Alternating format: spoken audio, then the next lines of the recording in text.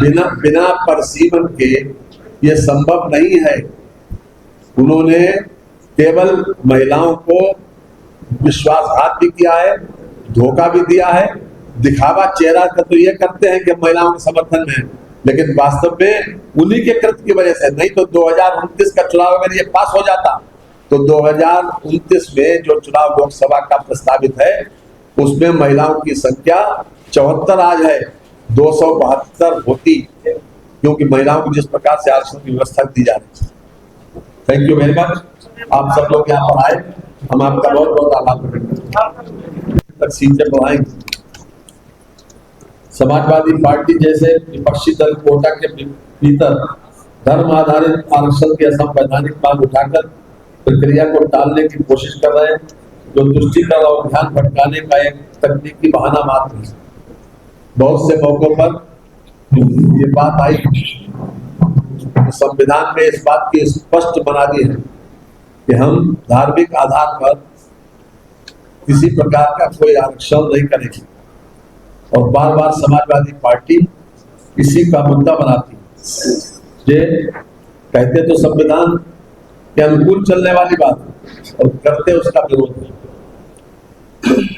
Bharatiya Janata party महिला सशक्तिकरण और लोकतंत्र को मजबूत करने के लिए प्रतिबद्ध है और महिला को उनका अधिकार दिलाने हेतु महिला विरोधी ताकतों के खिलाफ दृढ़ता से लड़ाई लड़ेगी। 2 दिनों में केवल एक विधेयक ही सदन में नहीं मिला, बल्कि कांग्रेस, समाजवादी पार्टी, टीएमसी और डीएमके देश की आधी आबादी की नजरों में हमेशा के लिए गिर गए। इस पूरे घटनाक्रम ने स्पष्ट कर दिया है कि जब भी निर्णय निर्माण में महिलाओं को समान भागीदारी देने की बात आती है, ये दल राजनीतिक बहानों और देरी की दीवारें खड़ी कर देते हैं। प्रधानमंत्री श्री नरेंद्र मोदी जी ने इस बिल के लिए सभी सांसदों से समर्थन देने को भी कहा था कि जब सभी दल एक साथ आते हैं तो ऐसे मुद्दे राजनीतिक नहीं रह जाते और देश का लाभ होता है। उन्होंने हर सांसद से व्यक्तिगत और दलगत हितों से ऊपर उठने की अपील भी की थी। प्रधानमंत्री श्री मोदी जी ने चेतावनी दी कि देश की महिलाएं अब मूक दर्शक नहीं है, वे सक्रिय भागीदार हैं और चुनावी परिणामों को सीधे प्रभावित करने में क्षमता रखती है।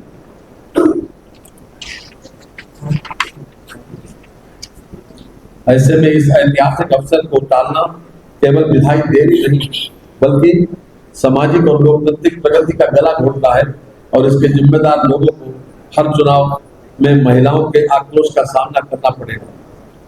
विशेष रूप से परिसीमन एक संवैधानिक दायित्व, क्योंकि बात आई बार बार कि हम परिसीमन का विरोध कर रहे हैं, लेकिन परिसीमन का विरोध अंततोगत्वा आरक्षण में देरी, क्योंकि वर्तमान में हमारी लोकसभा में जो हमारी संख्या है महिलाओं की वो 74 है, और अगर ये बिल पास हो जाता, 2029 में चुनाव में शामिल हो जाता, तो निश्चित रूप से 272 महिलाएं लोकसभा में पहुंच सकती हैं इस बिल को पास होने के बाद। क्यों? क्योंकि परिसीमन होना एक आवश्यक दायित्व है संविधान की व्यवस्था के हिसाब से। हम खास तौर से उसको संविधान के आर्टिकल, क्योंकि परिसीमन एक संवैधानिक दायित्व है जिसके बिना सीटों का न्यायपूर्ण निर्धारण नहीं हो सकता। आर्टिकल 81 के खंड 3 के अनुसार इस अनुच्छेद में जनसंख्या से आशय उस पिछली जनगणना से में निर्धारित जनसंख्या से है जिसके संबंधित आंकड़े प्रकाशित किए जा चुके हैं। अर्थात जनसंख्या वही मानी जाएगी जो पिछले प्रकाशित जनगणना के आंकड़ों के आधार पर निर्धारित। लेकिन विपक्ष के नेता अखिलेश यादव पश्चिम बंगाल एक बार में नहीं गए, इसके पीछे क्या मतलब आप 4 तारीख का इंतजार करिए। निश्चित रूप से पश्चिम बंगाल में बहुत बड़े पैमाने पर आज पहली बार आजादी के बाद इतने बड़े मात्रा में मतदान हुआ है, और मैं समझता हूँ कि जितने भी संवैधानिक संस्थाएं हैं सबने उन लोगों को बधाई दी है, उन मतदाताओं को बधाई दी है कि जो इतने बड़े पैमाने पर मतदान किया, और आगे भी निश्चित रूप से एनडीए की जीत वहां पर होगी।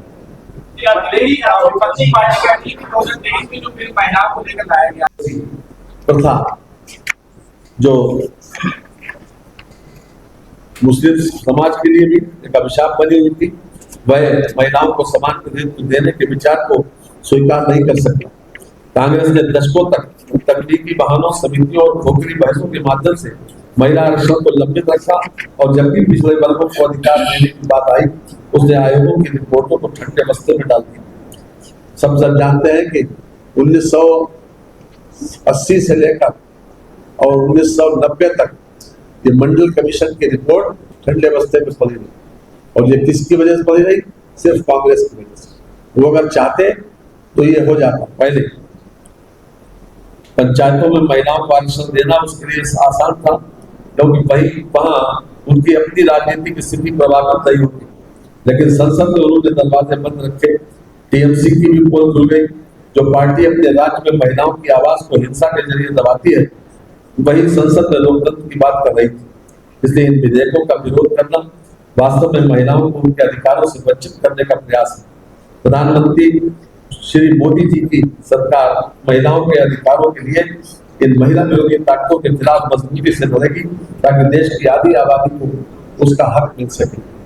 हम याद दिला दें आपको कि 2010 में कांग्रेस की सरकार थी, और ये बिल, यद्यपि तो ये कई बार बिल पेश हुआ, अगर हमें हमारी जहां तक याद है 9 बार ये विधेयक पेश हुआ, और कांग्रेस ने अगर लोकसभा के सामने कभी इस प्रकार से रखा नहीं कि लोकसभा उसको पास करती, तो अगर मंशा नियत होती तो पास कर देती। दिखावा तो करना चाहते हैं महिला समर्थन का, लेकिन अंदर से हमेशा कभी इस बात के लिए नहीं चाहा कि महिलाओं को आरक्षण दिया जाए, और इसीलिए किसी न किसी तकनीकी कारण को लेके इसको आगे बढ़ाते रहे। और इस बार भी अगर आपने देखा हो कि किस कदर उन्होंने खुशी बनाई, जिस समय बिल 298 एनडीए को मिले और 230 अपोजिशन को, यूपीए को, तो उस समय कितना संसद में ऐसा लगा कि जैसे इनकी सब विक्ट्री हो गई। तो महिलाओं को आरक्षण न देने पर जो खुशी बना सकता है, जो मेजर थपथपा सकता है, उनकी मानसिकता को सोचा ही जा सकता है। जहां तक महिलाओं के सशक्तिकरण की बात है, वीमेन एम्पावरमेंट की बात है, तो सबसे ज्यादा इस एनडीए सरकार में हुआ। आज मैं प्रधानमंत्री जी को विशेष रूप से बधाई देना चाहता हूं कि उनके कार्यकाल में प्रधानमंत्री मातृ वंदना योजना से 60 लाख माताएं लाभान्वित हुई। इसके अतिरिक्त खासतौर से लिंग चयन की प्रक्रिया को समाप्त कर बालिकाओं के जन्म के प्रति समाज में सकारात्मक सोच विकसित करने तथा शिक्षा के माध्यम से बालिकाओं को आत्मनिर्भर बनाने के उद्देश्य से बेटी बचाओ बेटी पढ़ाओ योजना का शुभारंभ किया गया।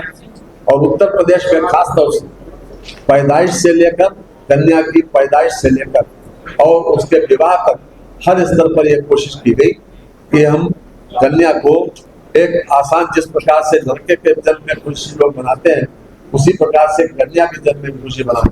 और हमारे योगी जी ने विशेष रूप से एक योजना लॉन्च की है, मुख्यमंत्री कन्या सुमंगला योजना। इसके तहत अब तक 27,37,000 लोगों को लाभान्वित किया जा चुका है। हम जानते हैं कि पहले इसमें 6 चरणों में 15,000 रुपए दिए जाते थे, अब 25,000 रुपए दिए जा रहे हैं। जिस समय कन्या पैदा हो, 2 लाख रुपए से कम जिसकी आमदनी हो, अगर कन्या पैदा होती है तब 5,000 रुपए, जब वो 1 साल की होती है तब 2,000 रुपए, जब वो कक्षा 1 में एडमिशन लेती है तब 3,000 रुपए, फिर कक्षा 6 में एडमिशन लेती है तब 3,000 रुपए, फिर कक्षा 9 में एडमिशन लेती है तो 5,000 रुपए, और जब कक्षा 12 पास करती है तो 7,000 रुपए।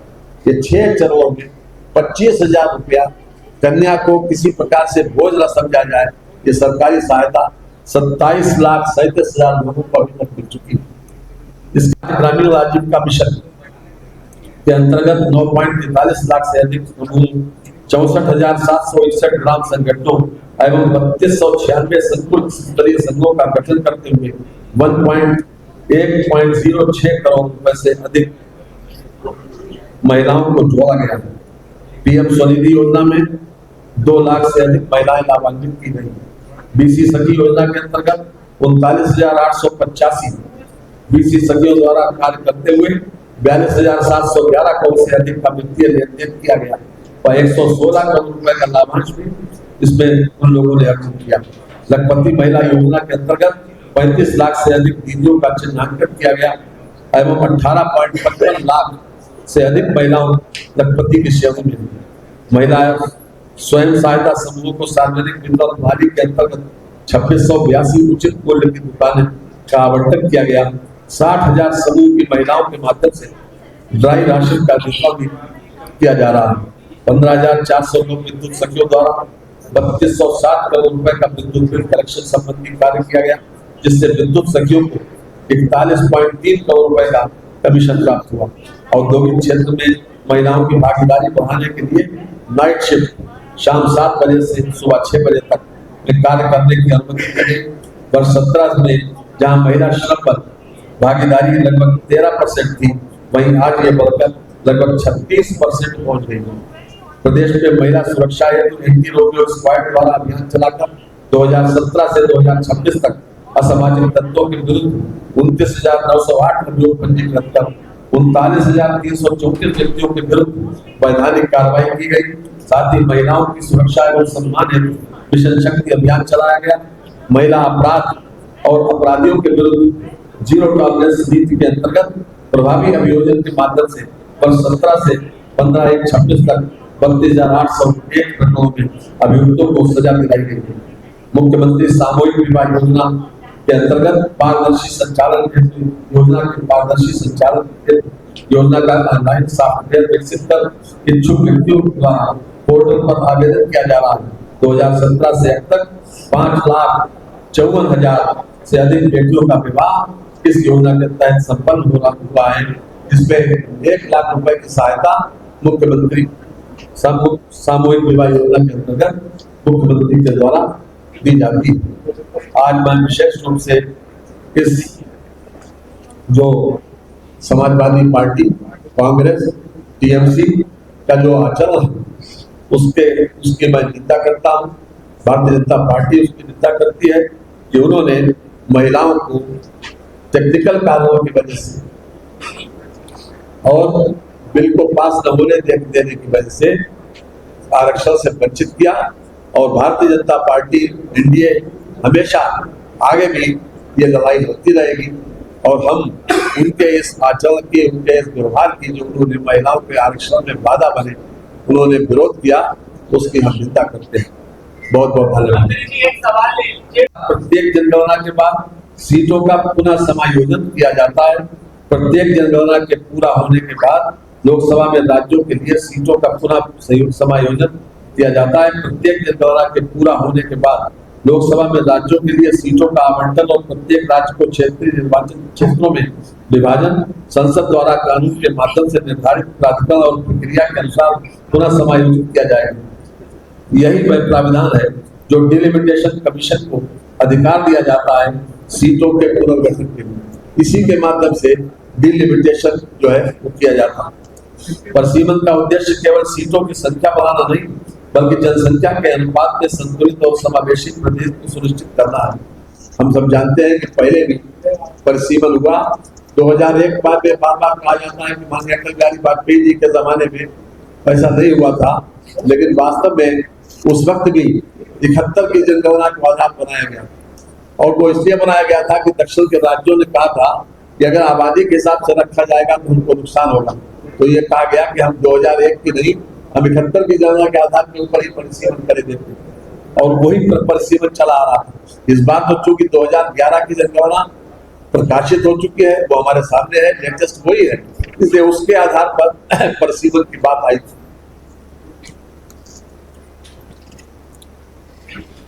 विपक्ष ये नजरअंदाज कर रहा है कि नारी शक्ति बंधन अधिनियम का क्रियान्वयन सीधे परिसीमन से जुड़ा है।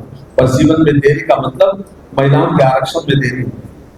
इतिहास गवाह है कि जिसने शाहबानो मामले में मुस्लिम महिलाओं के अधिकारों का विरोध किया। हम सब जानते हैं कि एक बहुत बड़ा परिवर्तन 1985-86 में इस देश को देखने को मिला था, जब शाहबानो एक मध्य प्रदेश की महिला ने सुप्रीम कोर्ट का दरवाजा खटखटाया था कि उनको मेंटेनेंस दिया जाए तलाकशुदा महिला ने। तो उस वक्त शरीयत का कानून आया था और नतीजा ये हुआ कि उसी के ऊपर संविधान में सुप्रीम कोर्ट के निर्णय के बाद संशोधन भी लाया गया माननीय राजीव गांधी जी की सरकार में, और उसी पर श्री आरिफ मोहम्मद खान ने इस्तीफा भी दिया केंद्रीय मंत्रिमंडल से। आदरणीय जिलाध्यक्ष जी, आदरणीय महानगर अध्यक्ष जी, हमारी मेयर साहिबा, विधान परिषद के सदस्य श्री उमेश द्विवेदी जी, श्री मुकेश शर्मा जी, श्री योगेश जी, श्री मोहम्मद जी, श्री अंकेश कुमार जी, श्रीमती कहाँ गई जय देवी, श्री रामचंद्र प्रधान जी, श्री योगेश शुक्ला जी, श्री नीरज मेहरा जी, समता बाबूला आ गया। और आज के इस प्रेस वार्ता में हम सभी हमारे प्रिंट मीडिया के और इलेक्ट्रॉनिक मीडिया के सभी प्रेस प्रतिनिधियों का हम स्वागत और अभिनंदन करते हैं। आज का विषय विशेष रूप से जो नारी शक्ति बंधन संशोधन अधिनियम पर जिस प्रकार से विपक्षी दलों ने उसको फेल करवाया, उसी के संबंध में ये प्रेस वार्ता रखी गई है। जैसा कि हम सब जानते हैं कि 16 और 17 अप्रैल को एक महत्वपूर्ण घटनाक्रम में कांग्रेस, समाजवादी पार्टी, टीएमसी और डीएमके ने देश की आधी आबादी के साथ विश्वासघात किया और अपनी महिला विरोधी मानसिकता को पूरी तरीके से उजागर कर दिया। प्रधानमंत्री आदरणीय श्री नरेंद्र मोदी जी ने स्पष्ट कहा है कि नीति निर्माण में महिलाओं को भागीदारी देना कोई उपकार नहीं बल्कि उनका स्वाभाविक अधिकार है। जिन्होंने इस ऐतिहासिक अवसर में बाधा डाली है उन्हें आने वाले चुनाव में महिलाओं के कड़े आक्रोश का सामना करना पड़ेगा। मैं आप सब लोगों के साथ हमारे वाराणसी से भी हमारे सभी सम्माननीय प्रतिनिधि जुड़े हुए हैं, उनका भी हम स्वागत और अभिनंदन करते हैं। केंद्रीय गृह मंत्री माननीय श्री अमित शाह जी ने भी विपक्ष के झूठ को बेनकाब करते हुए स्पष्ट किया कि परिसीमन से किसी भी राज्य को नुकसान नहीं होगा बल्कि दक्षिण भारत का अनुपातिक प्रदेश सुरक्षित रहेगा और बढ़ेगा। उन्होंने हर राज्य में 50% सीटें बढ़ाने की भी बात कही। इसकी पृष्ठभूमि आपको जानकारी होगी भी और मैं बधाई भी दे रहा हूँ कि बार बार ये कहा गया कि दक्षिण भारत के लोगों ने जिन्होंने अपने वहां आबादी के कंट्रोल में विशेष रूप से सहयोग भी किया तो उन लोगों को नुकसान होगा, लेकिन इस बात को क्लियर कर दिया गया था